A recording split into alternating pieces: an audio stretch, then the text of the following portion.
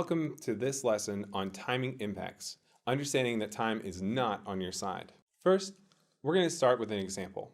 Understanding timing impacts is best understood through visualizing the change that can occur in the context of delivering a project.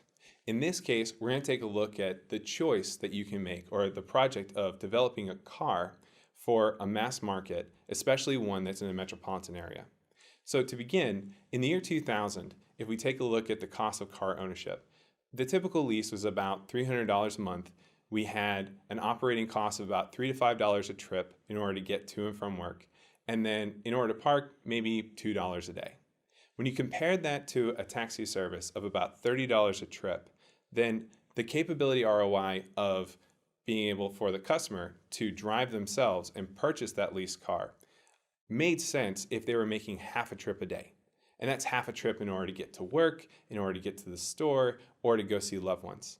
So as you can understand, the car market was booming in 2000. Then, of course, we know that today, it's not quite the same. Today, in the year 2017 or 2018, what we find is that car services are now being competed against with ride sharing. So with the advent of ride sharing, developing a car for the mass market really doesn't make sense anymore. And if we break it down, car ownership is still costing about the same that it did back in the year 2000. Cars still lease for about the same amount, $300 a month. They still cost $3 to $5 a trip, and parking is still $2 a day. Now instead of a taxi, we can take a ride-sharing service, and that ride-sharing service is much cheaper, only $10 a trip. And not only that, we're taking fewer trips. Because of the fact that technology has delivered our groceries to our home, it's allowed us to telecommute and to see our loved ones over Skype. We just don't need to travel nearly as much. So we're taking fewer trips. And on top of that, if we look at the break-even point for our trips, it's about 2.5 trips a day at $10. 2.5 trips a day when we're taking fewer trips means a lot more people are opting to go carless. So if you're in the business of developing a car for the mass market, again, you have to take a perspective of the buyer and whether or not their capability is really changing.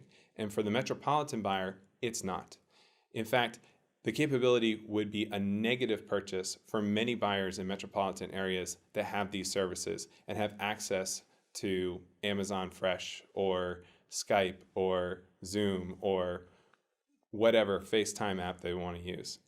As a result, we're finding that the capability has changed even though the scope is exactly the same. The price is exactly the same. Time is not on the side of those producing cars. So in summary, the need for capabilities is ephemeral. It changes over time. Your project could easily become outdated, and it could be because of markets outside of the one in which you're operating. It could be that IT or telecommunications reduces the need for your market. It could be that some other product is invented that now encroaches on your space because the owner, the organization, or the customer is behaving differently.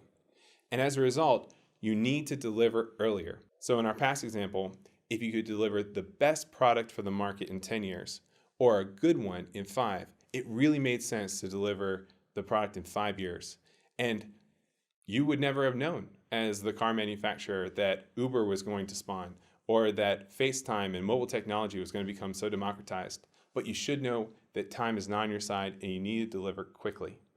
So hopefully this explains the timing impacts and why speed is so important.